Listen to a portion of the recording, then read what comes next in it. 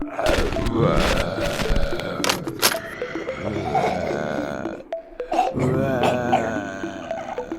to the Crafty Mini and the third episode of the zombie project. So this is the survivors. Similar format to the previous one with the zombies. So what I'm going to do is build one from scratch, showing you how you clean the model, get it all ready for actual gluing, and then we'll time lapse the rest of them so you can see them getting made. Then for this episode I'll show you individual pictures of each of the gang, numbered, and then if people want to comment and name one of the characters, by all means throw that into the comments, and they'll actually have the names on the sheets when it comes to actually playing the game. One slight thing that's different on this sprue to the zombies is some of the two-handed weapons, like for example the one you'll see on this miniature in a moment. There is a corresponding arm that has to go with that if you want it, so it's held with both hands. Other than that, like the zombie sprue, you can do a lot of mix matching with some of the melee weapons and poses and things. Despite the fact that the torso and legs is one piece, there's still a lot of customization. I've got a bits bag somewhere I've got to find out. It's got some like little backpacks and rucksacks and things. I'll take a few of those and I'll put them onto some of these miniatures as well, just so it looks like they're out scavenging and collecting supplies, and just give them a bit more character. And also, so from like tabletop distance, from when you're playing, they're more discernible from the zombies as well and other survivors. But yeah, so starting off with this character, so I picked him just purely because there's a British gun on the sprue, the L85A, well, I'm hoping it'll be the A3 now. For those of you in military service, you'll know. It's the HMK upgrade package on that weapon. But anyway, so I've clipped off all the bits that I need. So head, the two arms, and the body, and then one of the arms has got the weapon attached. And I found like a back holster I'm going to stick on from another sprue as well. So I'm just dry fitting, making sure I've definitely got the right arm that supports the weapon. You can see here, always good to do before you start gluing, because if you stick the wrong arm on, you're buggered. And that's why I usually start with the weapon arm if it's a two-handed weapon. Get that in the pose that I want, because if for some reason, like here, it turns out it wasn't the right arm, I can go and find that again and just make sure. Not a problem if it isn't the right arm. I must have misread something on the sprue. It's easily done, but that's why you dry fit first, just to make sure, because as soon as you've glued it on, especially with this Tamiya clear cement, it binds the plastic together and it's a pain to get off. You're going to have to chop your miniature up, so always dry fit first. That's a bit of a tip. But yeah, this sprue is lovely. I think it's 10 characters. Now the only thing I wasn't aware of is it looks like they're all male. So what I've done is, on the biker sprue that I bought, there's a couple of female bodies there that look good, and some nice weapon combinations, so I've took those and they're going to be in part of the normal survivor team, because although I'm going to make all 10 here, looking at the rules, you'll probably on average get about 5 or 6 survivors in your group. It's rare that you get more than that. That's more for when you like further into the campaign.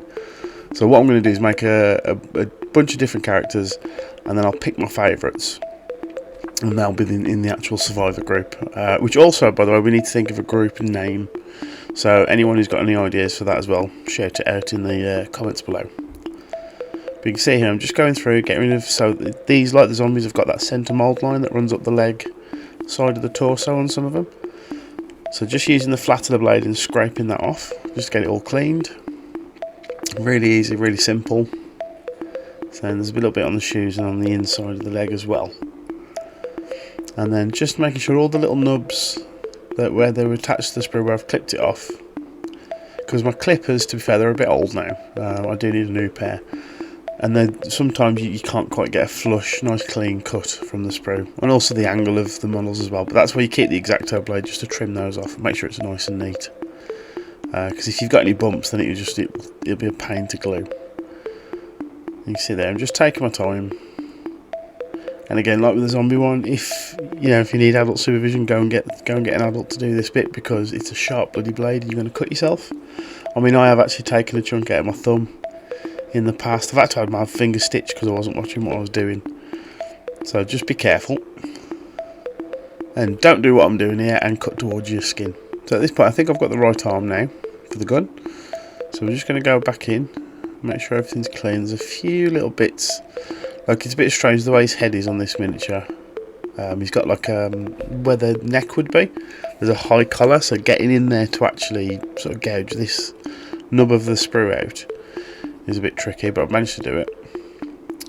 And then we start gluing him.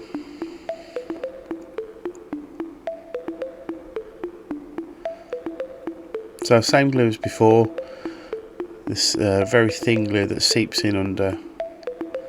It's used in like model kits for like tanks and stuff because it just adheres the panels together. Really simple.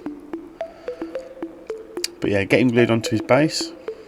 Again, making sure so if like this pose, the legs are spread quite far, making sure I've got enough leverage so it'll sit on the base, not topple over. It's not too close to one edge, or these are the sort of things that you'll eventually think about the more and more you do this.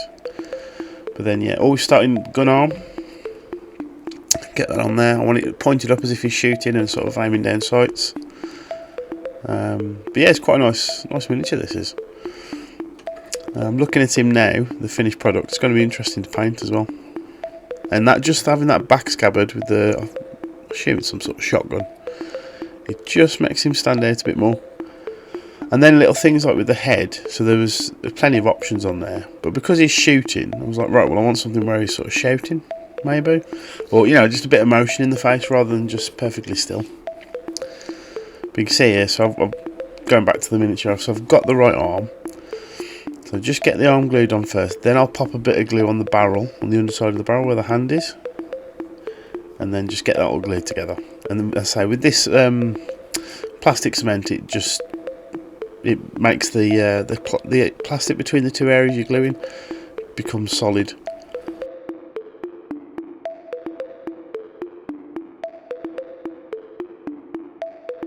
And get the head on. And again, this is where you can add a bit of character and a bit of motion to your miniatures, depending on poses and stuff. But so for me, it's designed to move forward, to look forward. So I've actually done it, and he's looking down the barrel sights now. So it just looks like he's a bit of a pose, a bit of action. And again, when it comes to painting these, we're going to do them in individual ways, so they all stand out. Whereas the zombies, it's going to be a very muted sort of colour palette, so they sort of blend in because there's lots of them. But yeah, that's first miniature, pretty easy. Got this shotgun sort of holster. I was thinking about him, should I put it on his back or his side, just to make him stand out a bit more. And I'll do this when I find those backpacks and things as well. Just adds a bit more character to your heroes. Like there's one of these got the guys on this sprue, and he's got like a long leather trench coat, and just looks really over the top for a zombie apocalypse. But I kind of like him, and I'm thinking, can I somehow paint him up so it looks a bit like a priest? Just because I think that'd be funny, a priest with a gun. But you can see, just getting the shotgun on. Takes a couple of seconds just for it to set while it melts the plastic and gets it to bind with it itself. But otherwise, pretty straightforward. So, as long as you make the contact points clean from where it's come off the sprue, it should all glue together fine. Right. So now what we're going to do is, like we did with the zombies, so a high speed of us building all the rest. So what I'm going to be doing before you see the video is, like I did with the zombies, clip out all the bits that I want, put them in a pile with a base of every miniature. Then I'm going to clean them all up. And then you're going to see the high speed footage of me just gluing it all together. So at the end of this we should have 10 survivors, and then we'll go from there.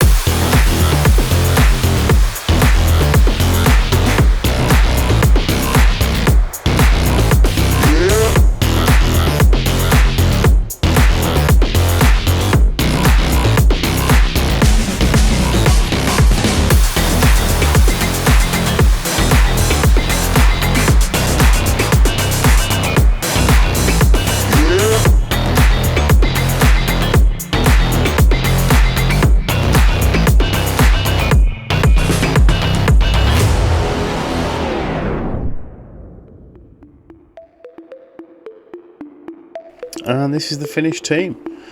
So 10 survivors, all with a variety of weapons and different poses and things. On the spray I didn't realise there's a little kid in there as well, so he's in the team. Got a couple of favourites. The guy with the crossbow, the chunky guy, he's got a lot of character. And the female biker that I made, who's got looks like a long slide 44 and a katana on her back. So I'm going to show some close-ups now of all the individual miniatures, with a little number in there. If you've got any ideas for names, pop them in the comments. There's a couple I'm already going to name based on characters that I've got from my favourite zombie books, which I'll put in the little description on each of those images as well. But the rest, by all means, throw up an idea for a name. So that was episode 3, The Survivors. Next episode we're looking at the actual pimping up the game itself, because as I mentioned in the first video, it is just the rulebook, and then everything else you can go and pick yourself. So I want to really customise this, have it in a nice case and everything, but you'll see all that in the next video. Leave a comment about the names for the survivors as well. I'll put them in. Just put the number to correspond with the image and then what you'd like them to be named. We can do that for you. Otherwise, we'll see you on the next video. Don't forget to like, comment, subscribe and all that YouTubey stuff, please. Helps the channel grow. I can't believe how well it's going at the moment. We're on 271 subscribers as of filming. So thank you very much everyone for your support, and everyone who comes in and views and leaves a like and everything. It does mean a lot, so I really appreciate it. And we'll see you on the next one. Cheers.